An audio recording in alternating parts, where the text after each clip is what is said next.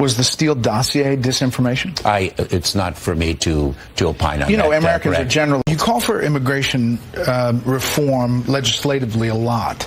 Can you name one thing that would help you deport more illegal immigrants that Congress could do? What we are talking about when we talk about legislation is building the orderly legal pathways for people to obtain relief under our laws. Democrats have increasingly lost support in rural America. In 1996, then President Clinton, he won a whopping 1,117 counties, rural counties, including all but 20 of Iowa's 99 counties. Basically, he won half of the nation's rural counties. But in 2008, Barack Obama won less than half of that, just 455 rural counties, even though he had won a popular vote by 7 points nationwide. That's all the rural counties he could win. Fast forward to 2020, the number shrunk again. Joe Biden won just 194 counties. That's just 17% of the total that Bill Clinton won in 1996. And the latest NBC News polling shows you that the problem has not gone away. It's gotten worse. Trust me, Terry McAuliffe in Virginia knows this. Yes, Democrats have an advantage in the urban areas, 24 points on the generic congressional ballot. But as you move out geographically, the Democratic numbers shrink and the Republican numbers grow and grow big time. 34 points right now. The number appears to be growing. Republicans are criticizing your decision, the administration's decision to choose Nina Jankowicz to lead this disinformation board. They say she is not somebody who is neutral. Your response? Eminently qualified, a renowned expert in the field of disinformation. Absolutely so. I believe that this working group that gathers together best practices, makes sure that our work is coordinated, consistent with those best practices, that we're safeguarding the right of free speech, that we're safeguarding civil liberties, I think is an extraordinarily important endeavor. In response to Trevor Noah's jabs at Florida and yourself and the sort of debate over whether or not you were supposed to attend the correspondence dinner last time? I would never attend that. I have no interest in that. I did not watch it. I don't care what they do. But for them to advertise me when that invitation was rejected by my office, that is a lie.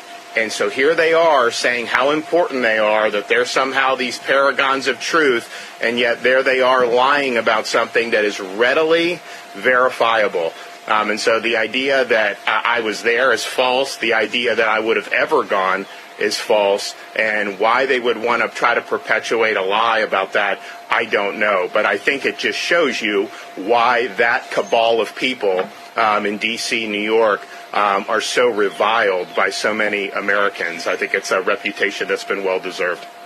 There's many big names here tonight. Yeah, one of my favorites, Ron DeSantis, is here. Yeah. Oh, man, I'm actually surprised that he found the time. You know, he's been so busy trying to outmaneuver Trump for 2024. I see you, Ron. I see you, Flair. Yeah, I've seen what you've been doing. But Ron is playing it coy, man. He won't even tell people if he got the booster. Yeah, or as they say in Florida, don't ask, don't tell. Am I right? I see you, Ron. This is not a phenomenon that the United States experiences alone. There are 1.8 million Venezuelans in Colombia. The Nicaraguans comprise almost 2% of the population in the small country of Costa Rica. We're seeing migration because of challenges that are not, restricted to this area.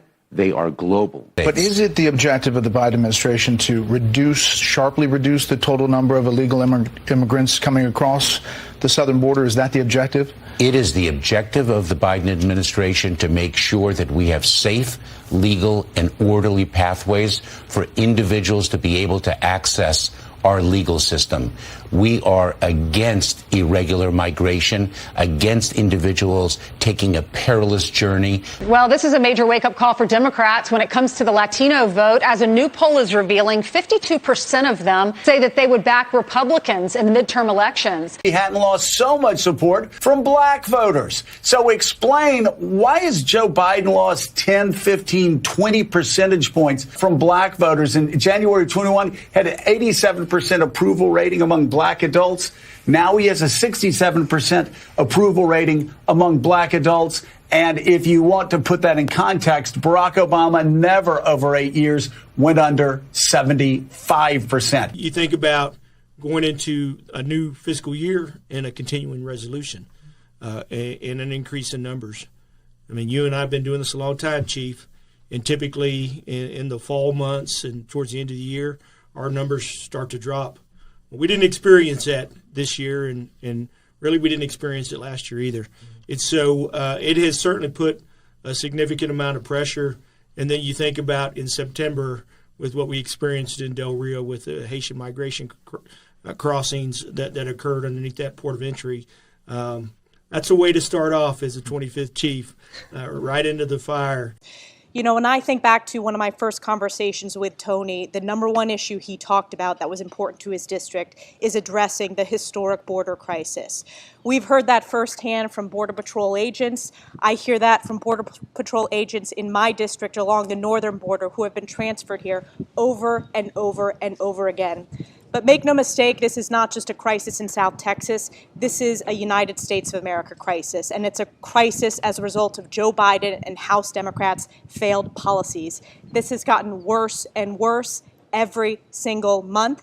It's the worst past year since we've been keeping track of the numbers. And we know it's only going to get significantly worse with Joe Biden's decision to lift Title 42. Today I had the opportunity, as did my colleagues, to tour with our boat Border Patrol. House Republicans are unified in securing the border and providing the support we need to our Border Patrol and our communities in South Texas and across the country.